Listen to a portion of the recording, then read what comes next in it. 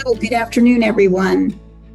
This issue is personal for me. I want to start by sharing my own personal experience working in the White House, which coincided with my first experience as a working mother.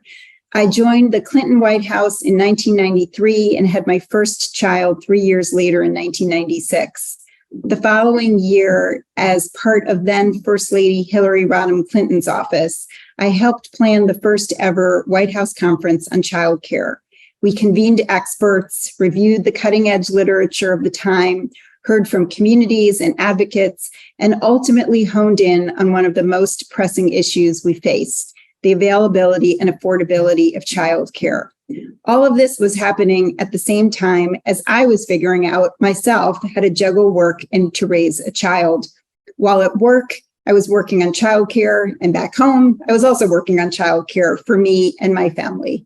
But I was also one of the incredibly lucky ones. The First Lady, my boss, advocated for me to not only have parental leave after my child was born, but also what I believe was the first part-time position in the White House for when I returned. Both of us were acutely aware of this good fortune that most working moms did not and still do not have adequate support in their jobs at home and in their communities for the many different responsibilities they bear. We knew back then in the 90s that we needed better, more accessible, and more affordable care, and that need persists today. In 2019, 76% of families with young children reported difficulty finding adequate childcare. Hundreds of thousands of older Americans and people with disabilities are in waiting lists for home care services. Care workers, who are disproportionately women of color, are among the lowest paid workers in the country. And in addition to paid care workers, at least 53 million Americans serve as unpaid family caregivers. The COVID-19 pandemic made the need for improved care infrastructure even more apparent. During the pandemic, women bore the brunt of increased caregiving demands for children, particularly because of closed schools and childcare centers, and also to care for sick and elderly family members. Women's participation in the U.S. labor force reached its lowest level in 30 years.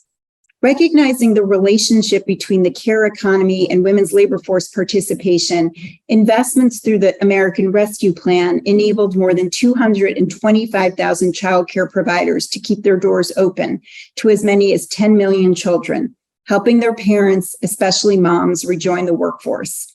And as we have rebuilt and grown our economy, the Biden-Harris administration has remained committed to supporting women in the workforce. President Biden issued a comprehensive executive order with a sweeping set of agency actions to improve care for working families and to support care workers and family caregivers. He's also signed historic legislation ensuring protections for pregnant workers and nursing mothers in the workplace. And he has made advances in pay equity by taking steps, for example, to prohibit the use of salary history, which has been shown to perpetuate the gender and racial wage gap for federal workers and federal contractors.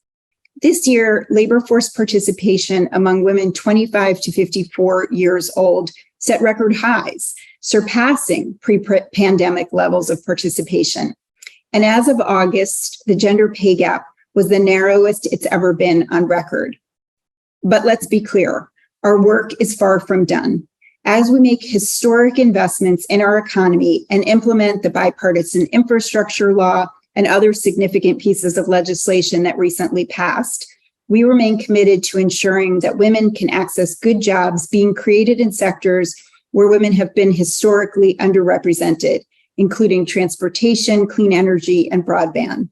That includes ensuring companies receiving federal dollars provide access to high-quality, affordable childcare for their workers, as we've done, for example, through the CHIPS and Science Act investments. And it means continuing to support congressional efforts to secure additional childcare funding for hardworking families. I want to end by congratulating all of the awardees at this year's WBC Action for Impact Summit. Both the public and the private sectors have important roles to play in achieving gender equity and equality in our workplace. Our overall economy depends on having strong support for our workers, their families, and their communities. Thanks so much, and thanks for letting me join you today.